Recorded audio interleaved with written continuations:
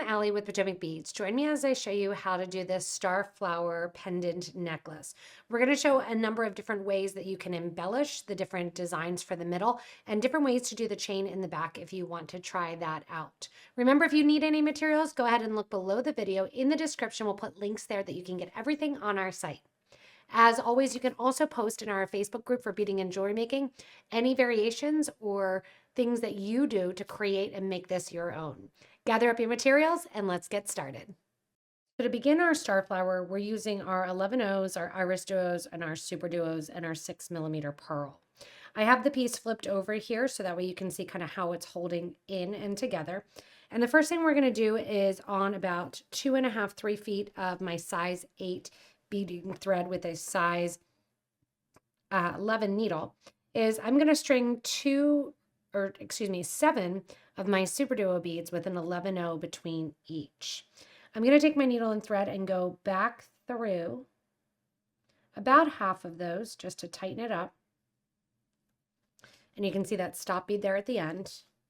And that's going to create my loop. For this loop, I'm going to have a pearl that sits in the middle. The pearl that's in the middle is going to sit between an 11/0 and a Super Duo because they're on opposite sides here. So I'm going to sew through my 11/0. After I sew through that 11/0, I'm going to add my pearl. I'm going to go the opposite side to the Super Duo that sits directly across. And I'm going to sew through the Super Duo bead. After doing so, I'm going to sew back through the pearl. And I'm also going to sew back through the 11/0 seed bead that my thread was coming out of from the opposite side. So whatever side you went into the 11/0 or came out of the 11/0, you want to go to the opposite. It's going to sit a little bit inside, kind of in the middle, but really it's going to sit a little bit puffed to the top. While we're here, we're going to go back into the pearl.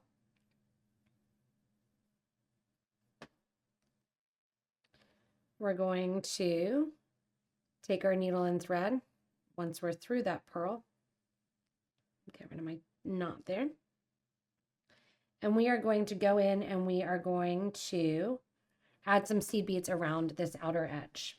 So to add some seed beads around the outer edge, we are going to do 1, 2, 3, 4, 5, 6, and 7 of our 11/0s in that yellow color. Go back through the pearl one more time. Those 11/0s will sit on one side of it. Go to the other side here and same thing. Back through the pearl. And that will decorate the interior of our Starflower with those 11s. We're going to make it a continuous circle by going back through all of those seed beads. All the way around in the circle. To get kind of a nice rounded and closed look.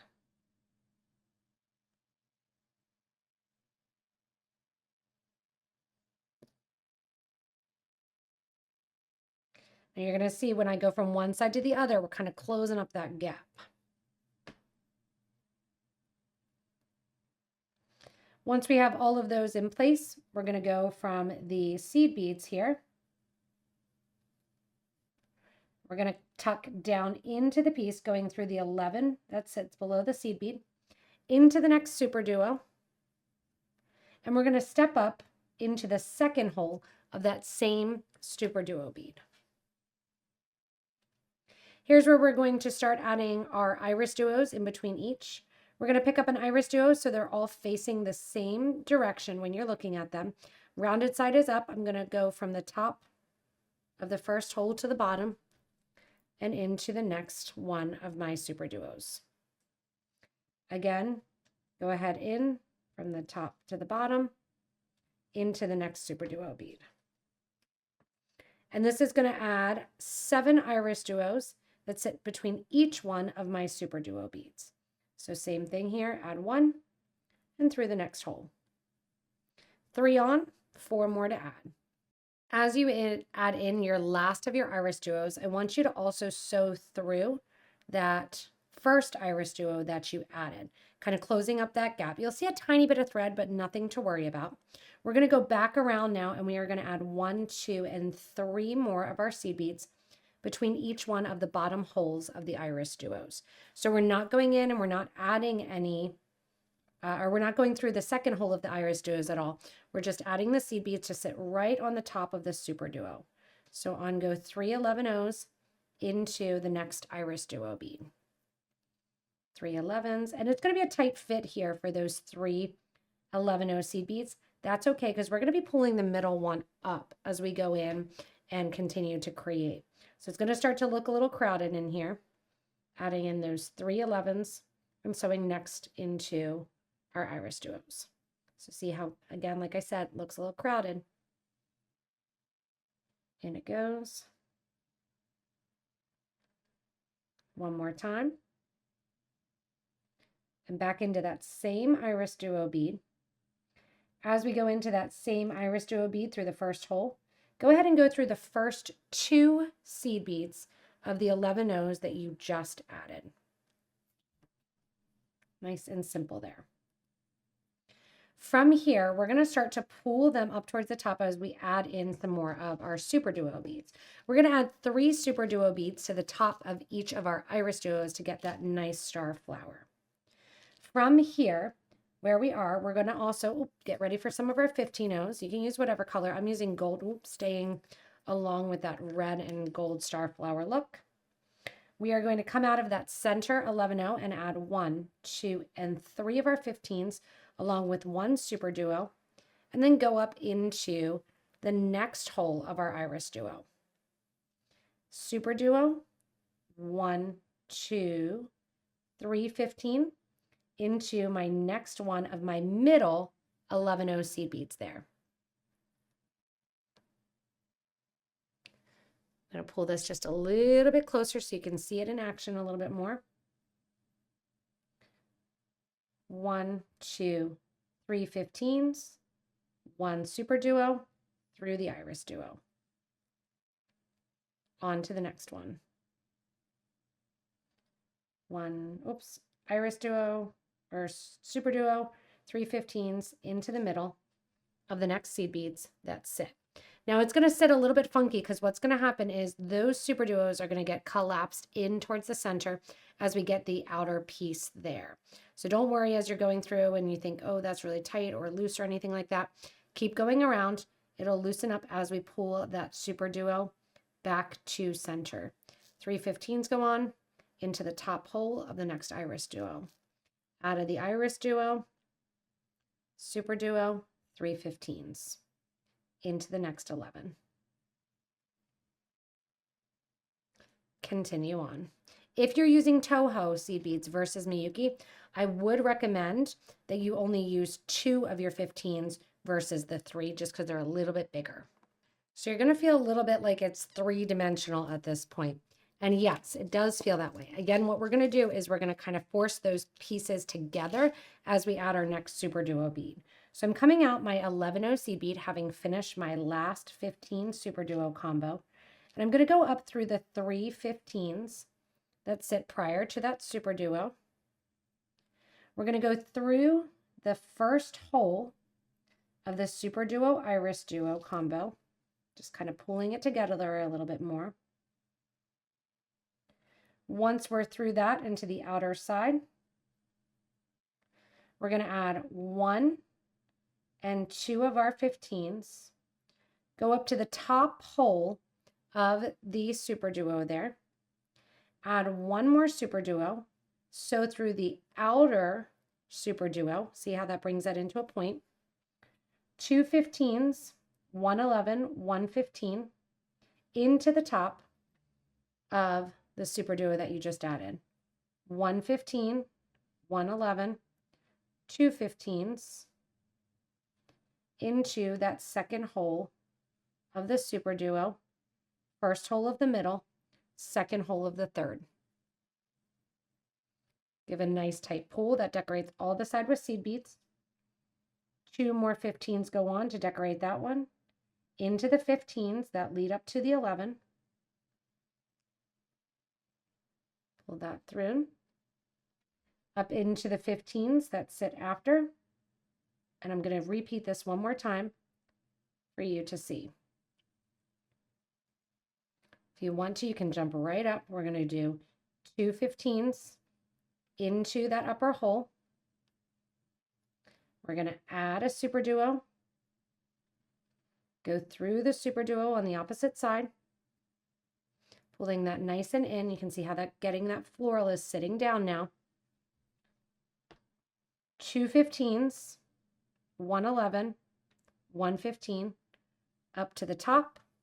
Do the same thing. 1 15, 1 11, 2 15s, down through the second hole of super duo number 1, all the way across till you're coming out the opposite side. 2 15s go on, and we start over. Down through the 15s, and then over through the 11 and up the 15s on the other side. As you do this, just give a nice tight pull after each one. Those petals will start to lay flat and your piece will start to sit nicely as you work around the piece. Once you're done with the flower, and I just want to show you, you can do the center with the gold if you want a little bit of gold pop in the middle there. And it has a little bit of a smaller section there. You will have a tiny bit of curvature. I like that. It makes it look natural. And what we're going to do is we're going to do some herringbone to get it into a pendant. I'm going to come out of one of my top here of my petals, kind of wiggling and jiggling through. And we are going to do a nice kind of little herringbone stitch. And the herringbone stitch is a variance on the herringbone. I'm going to come out through one of my yellow beads here, and we're going to start that side stitch. The other one I'll get to start on this side here, and we'll have the flower in the middle of the design. I have the kind of bronzy color here. I'm going to do the red color, the bronze color, and then I'm going to dump out more of my 11-Os. What we're going to do is a version of the herringbone. I'm going to take 2 of my brown color, 2 more of it. We're going to go back through that 11-O. Get those 2 to sit next to one another. Back up through the first 2 11s.